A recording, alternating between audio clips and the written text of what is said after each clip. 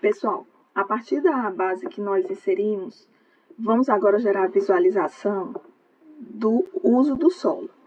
Eu vou desligar aqui a base dos bairros de Fortaleza e da classificação viária. Esse aqui são os lotes daqui dessa região, né? Dessa região como um todo. E eu sei que dentro desses lotes, a gente tem a informação referente ao uso do solo na tabela de atributos. Eu vou então duplicar essa camada, venho aqui, ó, duplicar camada, porque eu vou alterar a visualização nessa daqui. Vou manter essa como está, e nesta eu vou renomear como uso do solo, uso e ocupação do solo. Pronto. Então, tenho essa camada aqui. Como é que a gente vai fazer então agora para modificar isso? Com clique duplo, a gente acessa essa tela aqui, que é a tela da simbologia, certo? E antes disso, vamos só visualizar aqui o que é um mapa de uso do solo, tá? Então, o mapa de uso do solo geralmente é caracterizado com um mapa que tem manchas com cores diferentes, de preferência contrastantes, onde cada cor corresponde a um tipo de uso, a uma atividade que acontece dentro daquele espaço. Então, como é que a gente faz isso aqui no QGIS? Eu tenho a informação de que nós temos um uso específico aqui para cada um. Nós vamos utilizar aqui um tipo de símbolo, que é o símbolo categorizado. Até então, nós vimos o que é o símbolo simples, que ele modifica tudo com as mesmas cores. E o símbolo categorizado é um símbolo que ele vai atribuir uma cor a uma informação. E, em geral, mapas categorizados, eles são mapas de informações qualitativas. Em geral, informações textuais. Mas não somente, ele pode ser aplicado para informação numérica também.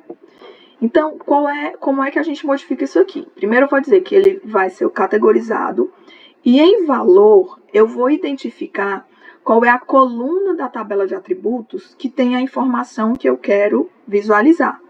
No caso, é a coluna tipo de uso. Veja que, inclusive, aqui tem o númerozinho 1, 2, 3, ABC, que é um tipo de simbologia que a gente aplica também para texto. Então, ó, tipo de uso, certo? Como o símbolo pode manter o que está, depois a gente pode até fazer alguma edição. E em gradientes de cores, mantenha também, ó, cores random colors, tá? Para ele colocar cores aleatórias. Aqui embaixo nós vamos clicar em classificar. Então, quando a gente classifica, ele traz aqui todos os usos que foram encontrados aqui nessa região, né, nessa tabela de atributos, e ele atribui uma cor para cada um. Vou aplicar aqui, aplicar, e olha só. Então, automaticamente, dentro do mapa, né, a gente visualiza todos os lotes que têm aquela informação específica com a cor que está atribuída. Inclusive, aqui do lado, a gente tem uma setinha que fica aparecendo aqui todos. Se você desligar algum, por exemplo, os residenciais, vou desligar, então ele já desmarca daqui, né, já tira a visualização dos lotes residenciais. Institucionais. Temos alguns institucionais, ficaram algumas áreas meio vazias aqui, certo?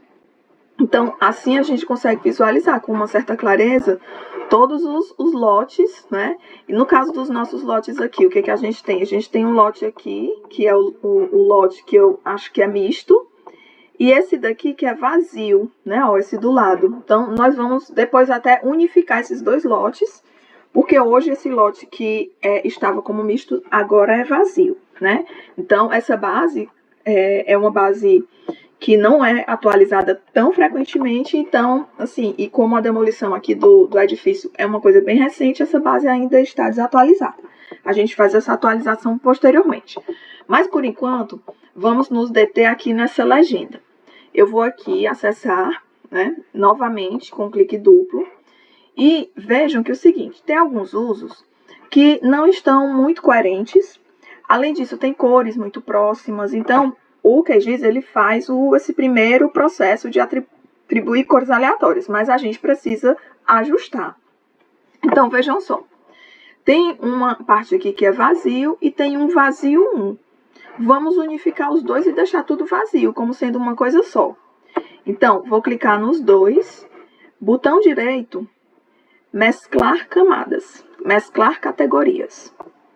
E ele fica com um só, sendo que aqui em legenda ele coloca os dois nomes juntos. Vou dar um clique duplo na parte de legenda e deixar só o nome que eu quero que apareça na legenda. Então, vazio.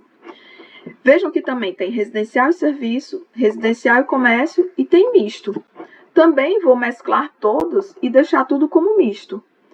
Clique duplo, vou apagar esses aqui e manter só misto, certo? Tem um aqui que é o nome 100. Eu acredito que seja 100 informações. Então, vou só alterar aqui, ó, 100 informações. E veja que esse último aqui, todos os outros valores, imagino que seja também elementos sem informação, porque não tem um indicativo do uso, né? Então, também vou só modificar para aparecer sem informações também. Mas vejam que essas duas a gente não consegue mesclar, tá? Elas não se unem. Então, deixa as duas dessa forma. Agora, uma coisa importante. As duas precisam ter a mesma cor, já que elas vão ter a mesma indicação na legenda. Então, você escolhe uma das cores. Eu vou pegar essa corzinha roxinha aqui. E vejam, quando eu acesso aqui, eu consigo modificar a cor da forma como a gente conhece lá no símbolo simples. Então, eu venho aqui na cor, ou você pode alterar, ou você copia essa cor, esse código, para poder atribuir aqui também, né? Venho aqui e vou dizer que essa cor vai ser a mesma daquela. Opa! A mesma daquela. Isso.